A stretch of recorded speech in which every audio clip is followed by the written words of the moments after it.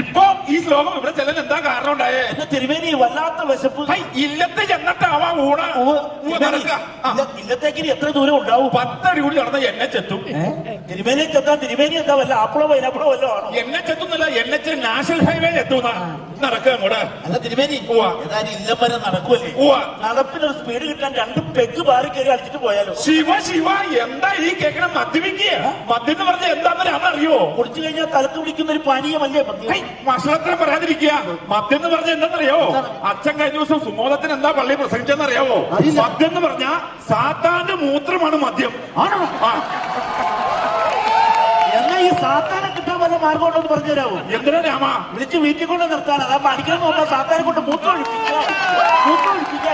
ഈ വീടുകളിൽ കിടന്നിട്ടാണല്ലോ. ഭക്ഷണത്തിനും പറയാതിരിക്കുക. രാമ, ഞാനൊരു കാര്യം ചോദിക്കട്ടെ?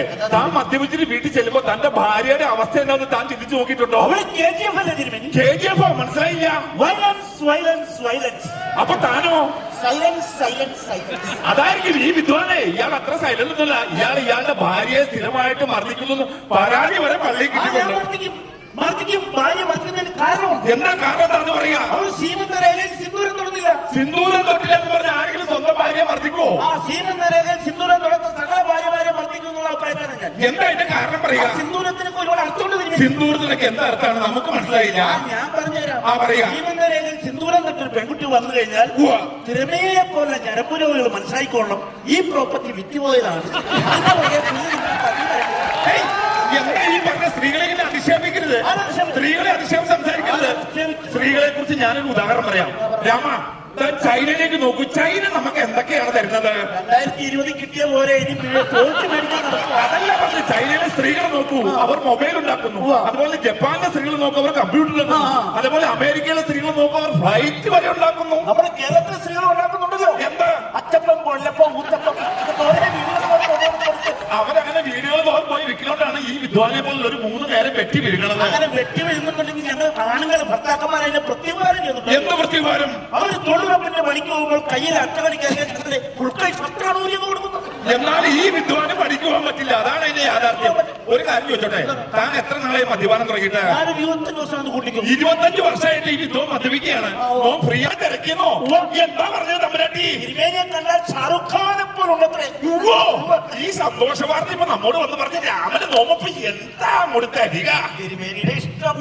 എന്നാ പാലക്കാടുള്ള 10 ഏക്കർ നെൽപ്പാടം താനം കൂടെ പതിച്ചെടുക്കുക. പിന്നെ മുദ്രപത്രം പക്ഷേ ഞാൻ കൊണ്ടുവന്നിട്ട് തിരുമേനി ഇതാ പതിച്ചിരിക്കുന്നു. എന്താ രാമന് സന്തോഷായില്ലേ? നമുക്ക് സന്തോഷായി. നടക്ക ഇതിലേക്ക് പോകാം. ഈ നമുക്ക് സന്തോഷം. നടക്ക. തിരുമേനി കുറെ നാളായിട്ട് ഞാൻ കാര്യം ചോദിക്കുന്നു വിചാരിക്കുന്നു. എന്താ ചോദിക്കാമ? തിരുമേനി സ്ത്രീകൾ പൊതുവെ എപ്പോൾ പ്രസവിക്കുന്ന? കല്യാണം കഴിഞ്ഞിട്ട് പ്രസവിക്കായിരിക്കും നല്ലത്. അതാകുമ്പോ പേര് ദോഷം ഉണ്ടാവില്ല. പിന്നെ ആ റൂട്ട് പിടിക്കാം. വരിക. അല്ല തിരുമേനി, തിരുമേനി വൈദ്യശാസ്ത്രത്തിലെ അഗാധ പാണ്ഡിത്യമുള്ള ആളല്ലേ? എന്താ സംശയം? ഈ പാമ്പ് കടിയേറ്റാൽ പെട്ടെന്ന് എന്താ പ്രതിവിധി? പാമ്പ് കടിയേറ്റാൽ കടിയേറ്റന്റെ 2 അടി മുകളിലായി വലിഞ്ഞൊരു കെട്ടങ്ങട് കെട്ടുക. ഇത് വിഷം മുകളിലോട്ട് കയറില്ല. ലേശം പേടിക്കാനുമില്ല. അങ്ങനെ കെട്ടിട്ട് എന്നെ മരിച്ചല്ലോ. തന്റെ അച്ഛന്റെ എവിടെ പാമ്പ് കടിച്ചത്? അച്ഛന്റെ നെഞ്ചത്ത് പാമ്പ് കടിച്ചു. ഞാൻ 2 അടി മുകളിലായി കഴുത്തി വാങ്ങി.